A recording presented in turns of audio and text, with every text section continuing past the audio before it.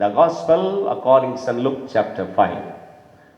லூக்கா எழுதின சுவிசேஷம் 5ஆம் அதிகாரத்திற்கு தயவு செய்து வேதத்தை திருப்பிக் கொள்ளுங்கள். அந்த வேத வசனத்தை நான் உங்களுக்காக வாசிக்கிறேன்.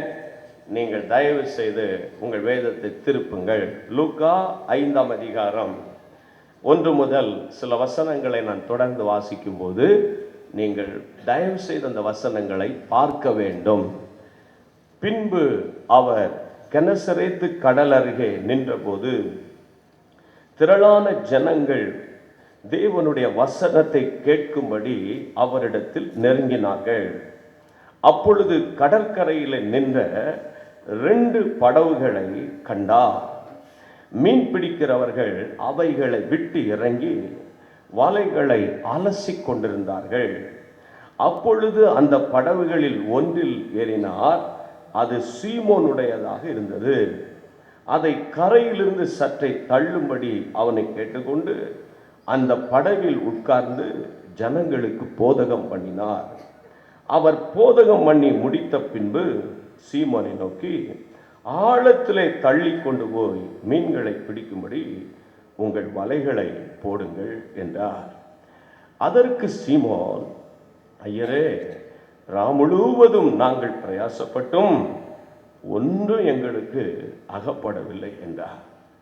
ஆகிலும் உம்முடைய வார்த்தையின்படியே வலையை போடுகிறேன் என்றார். அந்தபடியே அவர்கள் செய்து தங்கள் வலை கிழிந்து போகத்தக்கதாக மிகுதியான மீன்களை பிடித்தார்கள். நல்ல கவனியம். கர்த்தருடைய வசனத்தை கேட்க போகிறோம். கெனசரேத்து கடல் அருகே ஒரு நாள் இயேசு நிற்கிறார் என்று கேள்விப்பட்ட போது திரளான ஜனங்கள் இயேசுவை நெருங்கி வந்தார்கள். வேதம் சொல்லுகிறது, எதற்காக இயேசுவை நெருங்கி வந்தார்கள்? வேத வசனத்தை கேட்கும்படி. கைகளை வச்சு சொல்லுங்க, ஆமென். வேத வசனத்தை கேட்பதற்காக. ஏனென்றால் வசனத்தில் தான் வல்லமை இருக்கிறது, வசனத்தில் தான் கிருபை இருக்கிறது, வசனத்தில் தான் ஆழத்தின் ஆழங்கள் இருக்கிறது, வசனத்தில் தான் ஐஸ்வர்யம் இருக்கிறது, வசனத்தில் தான் ஆவின் மரங்களும் இருக்கிறது. ஆகவே ஜனங்கள், திரளான ஜனங்கள் இயேசுவை நெருங்க நெருங்க நெருங்க ஆண்டவர் பார்த்தார், இந்த ஜனங்கள் எல்லாருக்கும் ஏற்ற விதத்தில் நான் ஒரு இடத்துல நின்று பிரசங்கிக்க முடியும் என்றால் கடலில் நின்றுதான் பிரசங்கிக்கணும்.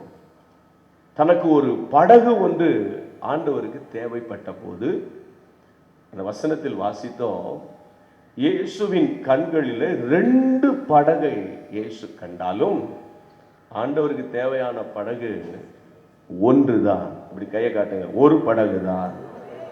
இன்னொரு முறை சொல்லுங்க, ஒரு படகு தான். இன்னொரு முறை சொல்லுங்க. ஆனா இயேசுவின் கண்கள்ல 2 படகு ஆண்டவர் பார்க்கிறார். 2 படகு பார்க்கிறார். வேதம் சொல்லுகிறது, அவைகளில் ஒன்றில் இயேசு ஏறினார். அது சீமோனுக்கு சொந்தமாய் இருந்தது. சீமோன் அல்லாவிட்டால் பேதுரு. ஏற்கனவே ஆண்டவராக இயேசு கிறிஸ்துவுக்கும் இவருக்கும் ஏதாவது ஒரு நல்ல தொடர்பு இருந்திருக்க வேண்டும். ஆகவேதான் இந்த படகில் இயேசு தெரிந்தெடுத்தாரா என்றால் இல்லை. ஏற்கனவே சீமோன் பேதுருவை இயேசு வேறொரு கூட்டத்தில் சந்தித்து அல்லது ஏதாயிலும் ஒரு விதத்தில் ஆண்டவருக்கும் இவருக்கும் தொடர்பு இருக்கிறதா என்றால் இதற்கு முன்பு ஆண்டவர் அவரை சந்திக்கவில்லை. இதற்கு முன்பு எந்த விதத்திலும் தொடர்பு கொள்ளாத, சம்பந்தப்படாத, எந்த விதத்திலும் ஆண்டவருக்கும் பேதுருவுக்கும் உறவில்லாத இந்த பேதுருவின் படகை இயேசு தெரிந்து கொண்டார் என்று நான் வாசித்த போது, இன்றைக்கு நான் உங்களை பார்த்து ஒன்று சொல்லுகிறேன், உங்களுக்கும் ஆண்டவருக்கும் எனக்கும் அந்த ராஜாவுக்கும் சம்பந்தம் இல்லாத காலத்தில் இயேசு நம்மை தேடி வந்தார். ஆமென். இங்க இருக்கிற ஒருவர் கூட சொல்ல முடியாது நான் அவரை தேடி போனேன் என்று. அவர்தான் நம்மை தேடி வந்தார். ஆண்டவர் சொல்றார், நீங்கள் என்னை தெரிந்து கொள்ளவில்லை, நான் உங்களை தெரிந்து கொண்டேன். இங்க வந்திருக்க ஒவ்வொரு சகோதரிகளை விசாரித்தார் ஆண்டவர் உங்களை தெரிந்து கொண்ட விதம் ஆச்சரியமா இருக்கும். இங்கு அநேக ஊழியர்கள் வந்திருப்பீர்கள், கர்த்தர் உங்களை தெரிந்து கொண்ட விதம், கர்த்தர் உங்களை அழைத்த விதம், கர்த்தர் உங்கள் குடும்பத்தை சந்தித்த விதம், உங்கள் வாழ்க்கையில் ஆண்டவர் குறுக்கிட்ட விதம் ஒவ்வொருவராய் நீங்க சொல்ல துவங்கினால் அது ஆச்சரியமா இருக்கும். அதே போல சம்பந்தமில்லாத பேதுருவை பார்த்து ஆண்டவர் கேட்கிறார், இந்த படகை எனக்கு தருவியா? இந்த படகில் நான் உட்கார விரும்புகிறேன். நான் சொல்லுகிறது போல நீங்களும் சொல்லுங்க, இந்த படகை. இன்னொரு முறை சொல்லுங்க. நீங்க குனிந்து சொன்னால் குரல் நல்ல வராது, நிமிர்ந்து சொல்லுங்க, இந்த படகை. இன்னொரு முறை சொல்லுங்க, எந்த படகை? அதான் எந்த படகை? எந்த படகை?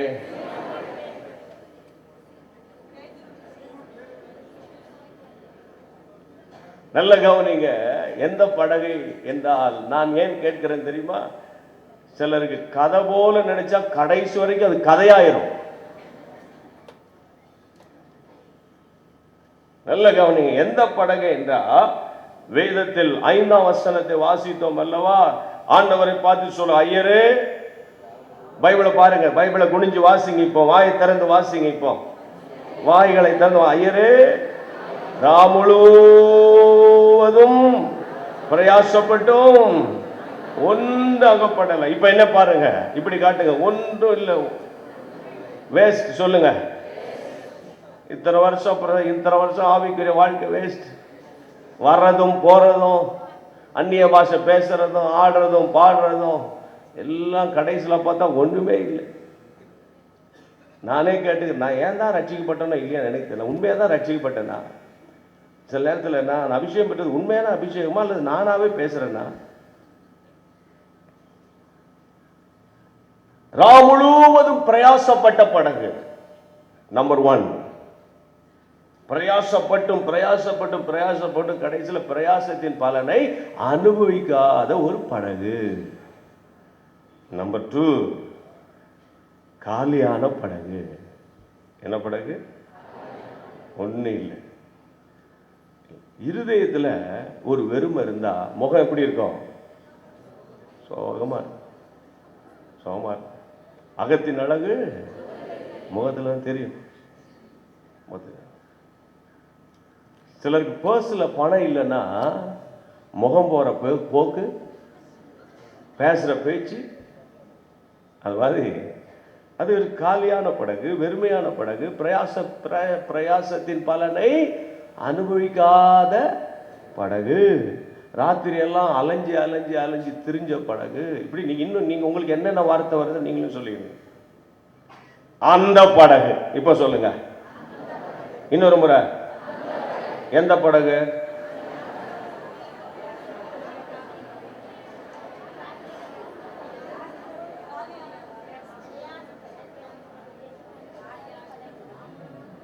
அதாவது அடிக்கடி நான் பிரசங்கிக்கும் போது சொல்லுவேன், ஒன்று தெரியலன்னா எப்படி சொல்லிடணும்? தெரியலன்னு. சில ஆட்களை பார்த்தீங்கன்னா அந்த வழி தெரியுமானா, நீங்க நேரா போங்க, வலது பக்கம் திருப்புங்க, திரும்பி இடது பக்கம் போங்க, எதுக்கு அங்க போய் கேளுங்களேன். அது இந்த நாட்கள், இந்த ஜெனரேஷன் இருக்க எல்லாம் தெரியும். தெரியும், அமெரிக்காவா தெரியும், ஆஸ்திரேலியாவா தெரியும், அதான் தெரியும், எது தெரியும், எதுதான் தெரியாது. தெரியாதுன்ற வார்த்தை ஒண்ணுமே உண்மையிலே தெரிஞ்ச ஆட்கள் தெரிஞ்சாலும் எப்படி இருப்பாங்க? தெரியாத மாதிரி இருப்பாங்க. படிச்சவங்க, நல்ல அறிவாளிகள், வேதத்துல கூட கொஞ்சம் நல்ல விஷயம் தெரிஞ்சவங்க அமைதியா இருப்பாங்க. புரியுதா உங்களுக்கு? திடீர்னு ஒரு வசனம் நினைவுக்கு வந்தது. ஆதியாகமம் 1ஆம் அதிகாரம் 2ஆம் வசனத்துல ஆழத்தில் என்ன இருந்தது? இருள் இருந்துச்சு. அதனாலதான் நாங்க ஆழத்துக்கே போறது இல்லை. ஆனா இன்றைக்கு கர்த்தருடைய நாமத்தில் உங்களோடு நான் பேசுறேன்.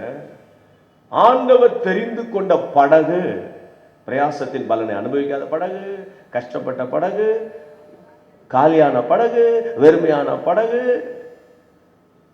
அந்த படகு சொந்தக்காரனை பார்த்து கர்த்தர் கேட்கிறாரு, இந்த படகு இப்ப எனக்கு தருவியா? தருவியா? இந்த காலத்துல கேட்டா கொஞ்சம் ஊழியத்துக்கு தருவீங்களா? உடனே எனக்கு என்ன கிடைக்கும்? அடுத்த கேள்வி என்னது? எனக்கு என்ன கிடைக்கும்? என்ன கிடைக்கும்? அன்றைக்கு ஆண்டவர் இந்த பேதுருவை பார்த்து சொன்னார், உன் படகை விட்டு வலையை விட்டு எல்லாம் விட்டுட்டு என் பின்னே வா. இந்த காலத்துல கேட்டா எனக்கு உடனே என்ன தருவீங்க? நாங்க எங்களுடைய பத்திரிகையில் ஒரு விளம்பரம் பண்ணோம். ஆர்வமா ஊழியம் செய்கிற ஆட்கள் வேணும்னு. நிறைய போன் கால்ஸ், இமெயில், நேரடியா 99.9% அவங்க கேட்ட முதல் கேள்வி என்ன தெரியுமா? இதை சொன்னேனா நான்? இதை நான் சொன்னேனா? அப்ப எப்படி இருக்கீங்க? எந்த எந்த லெவல்ல இருக்கோம் பாத்தீங்களா? நீங்களே பாருங்க எந்த லெவல்ல இருக்கோம் நம்ம.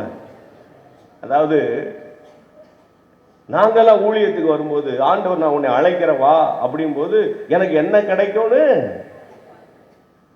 உள்ளதை விட்டுட்டு தான் வந்தோம். இப்ப இங்க 5 பிரசங்கியார்கள் பிரசங்கம் பண்றாங்கன்னா ஒவ்வொருத்தரும் கேட்டு பாருங்க, இருக்கிறத விட்டுட்டு வந்தோம். ஆமே, விட்டுட்டு வந்த ஆட்களை தான் கர்த்தர் கட்டி பிடிப்பாரு. ஊழியத்துக்கு வந்த பிறகும் சிலது விட முடியலன்னா அது விட முடியாது. அது வேணும், இது வேணும், அது வேணும், இது வேணும். இயேசுவின் நாமத்தில் உங்களோடு கூட நான் பேசுறேன், மிகுந்த பாரத்தோடு பேசுறேன். ஆண்டவர் சொல்றாரு, இந்த படகை எனக்கு தருவியா? பொதுவாக நம்ம எப்போ சாட்சி சொல்லுவோம் தெரியுமா? கர்த்தர் அற்புதம் செய்த பிறகுதான் கர்த்தர் இப்படியாய் நடத்தினார், அதை தந்தார், உடனே சாட்சி சொல்லுவோம். அப்படி ஏதாவது அற்புதம் செஞ்சு பேதுருடைய காலியான படகை நிரப்பி அதுக்கு பிறகு ஆண்டவர் கேட்டிருந்தா அவன் கொடுத்திருந்தா அது ஒரு பெரிய விசேஷமே இல்லை. ஏற்கனவே காலியா இருக்கிறார். நான் சொன்ன படகு காலி, இருதயம் காலி. இப்போ சொல்றேன், வலை என்னது? வலையும் காலி. அந்த காலியான வலைய அவர் அலசி கொண்டிருக்கிற போது ஆண்டவர் கேட்கிறாரு, படகை தருவியா? படக தருவியா? இன்னைக்கு இயேசுவின் நாமத்தில் நான் உங்களை பார்த்து கேட்கிறேன், கர்த்தருடைய நாமத்தில் கேட்கிறேன். ஐயா, வாழ்க்கையில உடைஞ்சு போயிருக்கேன், கைவிடப்பட்டு இருக்கிறேன், புருஷனால கைவிடப்பட்டிருக்கிறேன், அல்லது குடும்பத்தில் நொறுங்கி போயிருக்கிறேன், வாழ்க்கையில பின்னடைஞ்சிருக்கிறேன். ஆண்டவர் உங்களை பார்த்து சொல்றார், உங்கள் வாழ்க்கை என்ற படகை இயேசு கேட்கிறார். இயேசு கேட்கிறார். கைகள் வச்சு ஆண்டவரை மகிமைப்படுத்துங்க. வேதம் சொல்லுகிறது, எந்த ஒரு ஆதாயமும் இல்லாம, எந்த ஒரு நிபந்தனையும் இல்லாம பேதுரு தன்னுடைய படகை இயேசுவுக்கு கொடுத்தான். வேகமா போற, உட்கார்ந்தார், ஊழியம் செய்தார். இயேசுவின் இடத்தில் வந்தவங்க எல்லாம் சும்மா போயிருப்பாங்களா? சும்மா போயிருப்பாங்களா? வந்தவங்க எல்லாம் சொல்லிட்டு போறாங்க, கண்ணு தெரியாம வந்தேன், நடக்க முடியாம வந்தேன், சமாதானம் இல்லாம வந்தேன், சந்தோஷமா போறேன், எல்லாம் சாட்சி சொல்லிட்டு போயிட்டு இருப்பாங்க. பேதுரு அதெல்லாம் கேட்டுட்டு இருப்பார். பேதுரெல்லாம் கேட்டுட்டு இருப்பார். உள்ளத்துல ஒரு யோசனை வராமலா இருக்கும். இவ்வளவுக்கு காரணம் யாருதான்? யாருதான்? நான் தான். படகு மாத்திரம் இல்லைன்னா அவர் பிரசவம் பண்ணியிருக்க முடியுமா?